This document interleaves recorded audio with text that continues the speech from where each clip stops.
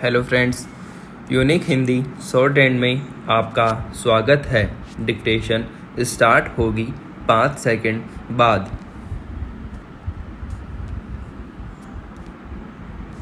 Start. सक्षम राष्ट्र वही कहलाते हैं जो हर स्तर पर खुद को ताकतवर बना लेते हैं, चाहे वह अर्थव्यवस्था हो, प्रतिरक्षा या फिर आंतरिक सुरक्षा का मोर्चा।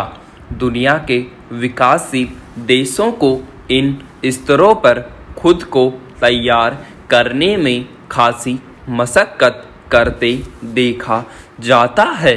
तेजी से बढ़ती अर्थव्यवस्था वाले देशों के सामने मुश्किलें कुछ अधिक होती हैं, क्योंकि अंतर्राष्ट्रीय बाजार में अपनी पैठ बना चुके और निरंतर विस्तारवादी रणनीति पर कायम रहने वाले विकसित देश उन्हें अस्थिर करने की चालें भी चलते रहते हैं।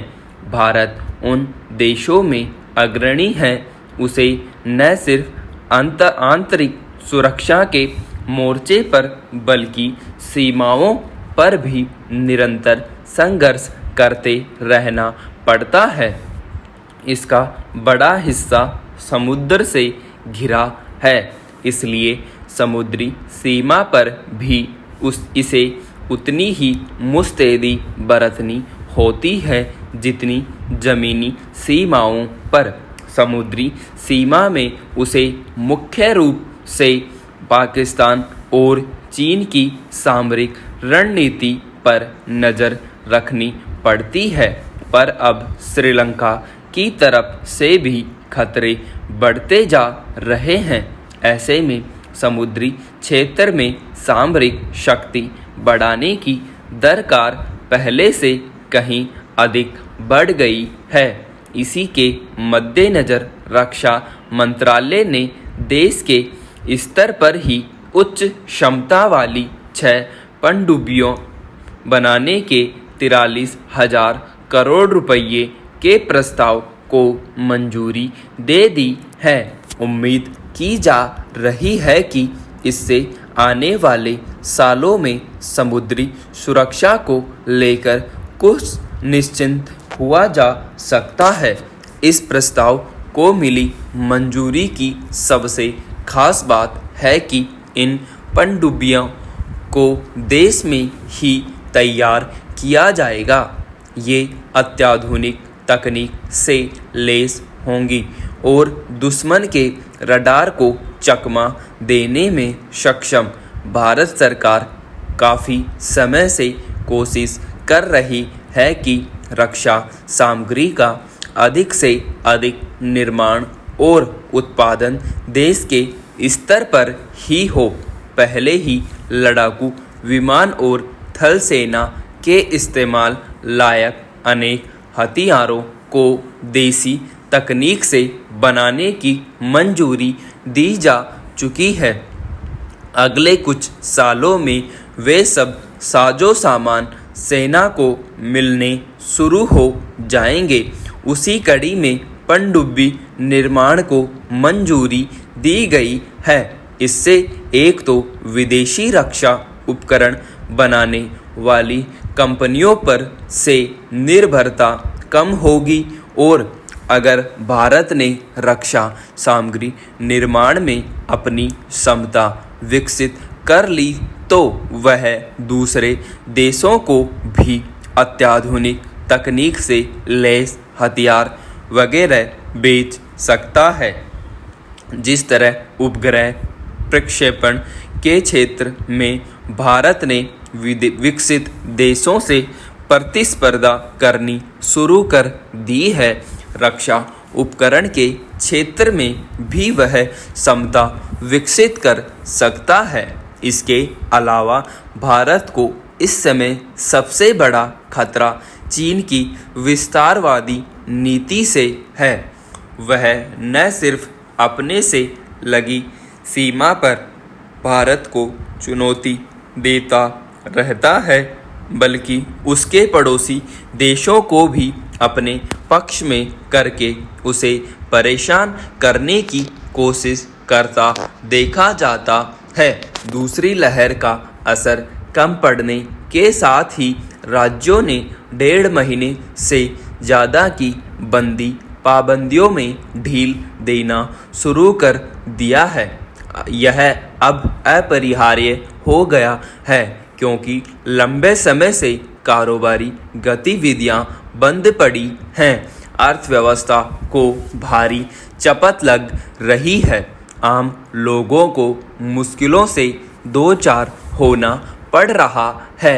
ऐसे पाबंदियों को चरणबद्ध तरीके से हटाने के अलावा कोई रास्ता बचता भी नहीं है। इसीलिए दिल्ली, महाराष्ट्र, उत्तर प्रदेश, मध्य प्रदेश, पश्चिम बंगाल, तमिलनाडु, राजस्थान, हरियाणा आदि राज्य अपने अपने हिसाब से प्रतिबंधों में ढील दे रहे हैं। महाराष्ट्र ने ढील देने की 5 स्तरीय योजना लागू की है। ढील देने का पैमाना साप्ताहिक संक्रमण दर और अस्पतालों में ऑक्सीजन बिस्तरों की उपलब्धता को बनाया है। जहां खतरा सबसे कम होगा वहां सभी बाजार, मॉल, रेस्तरां, सिनेमाघर, खेल प्रतिष्ठान, जिम, सभी सरकारी और निजी दफ्तरों को महामारी से पूर्व की तरह खोला जाएगा। पश्चिम बंगाल सरकार ने भी 3 घंटे के लिए बार, रेस्तरां आदि खोलने की छूट दी है। तमिलनाडु सरकार ने सुबह 7 बजे से शाम 5 बजे तक सारे बाजार खोलने और दफ्तर खोलने का फैसला किया है।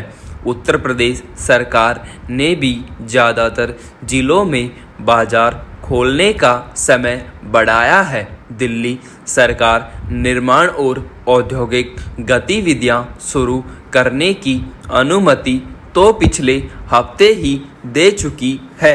सच तो यह है कि महामारी का खतरा कहीं से कम नहीं पड़ा है, अभी सिर्फ असर कम हुआ है। राहत की बात इतनी ही है कि संक्रमण की दर कम हुई है। मरीजों के स्वस्थ होने की दर भी 95% से ऊपर है। मौतों के आंकड़े भी नीचे आ रहे हैं। ऐसे में सावधानी के साथ काम धंधे फिर से शुरू करने में कोई हर्ज नहीं। इससे तो हालात सामान्य बनाने में मदद ही मिलेगी। बंदी और पाबंदियों में से सबसे ज़्यादा मुश्किल रोजाना कमाने खाने वाले तबके को हो रही है। इनमें दिहाड़ी मजदूरों से लेकर रेहड़ी पटरी लगाने वाले तक हैं। छोटे मोटे कारोबारी हैं। बंदी की सबसे ज़्यादा मार इसी तबके पर पड़ी है। 1 करोड़ से ज़्यादा लोग बेरोजगार हो गए। एक मोटा अनुमान यह है कि इस बार 1.5 महीने की बंदी से देश को 15 लाख करोड़ रुपये का नुकसान हुआ है। मौजूदा हालात में फूंक फूंक कर ही कदम उठाने की ज़रूरत है। एक साथ सारी गतिविधियों को खोल देने फिर से बड़ा जोखिम पैदा हो सकता है। इसीलिए हर जगह के हालात को देखते हुए ही ढील देना उचित होगा। गौरतलब है कि इस बार दिल्ली सरकार ने 50% क्षमता के साथ मेट्रो चलाने की छूट दी है। मॉल और बाजार सम विषम आधार पर खुलेंगे ताकि बाजारों में भीड़ न बढ़े। राज्यों के सामने अब दोहरी चुनौती है। कारोबार गतिविधियां शुरू करते हुए जनजीवन को पटरी पर लाना है और संक्रमण को भी फैलने से रोकना है। छोटे बड़े कारोबार ही राज्यों के राजस्व का स्रोत होते हैं। इसी से अर्थव्यवस्था चलती है। इसमें कोई संदेह नहीं कि हालात सामान्य बनाने में नागरिकों की भूमिका सबसे अहम है। ढील का मतलब यह कतई नहीं कि अब सब कुछ सामान्य हो चला है। जरा सी छूट मिलते ही लोग किस कदर बेपरवाह हो जाते हैं, यह किसी से छिपा नहीं है। यह नहीं भूलना चाहिए कि तीसरी लहर का खतरा सामने है। ऐसे में महामारी से बचाव के लिए जरूरी नियमों का सख्ती से पालन ही हमें संकट से बचाएगा, वरना फिर से घरों में कैद होने की नौबत आ सकती है।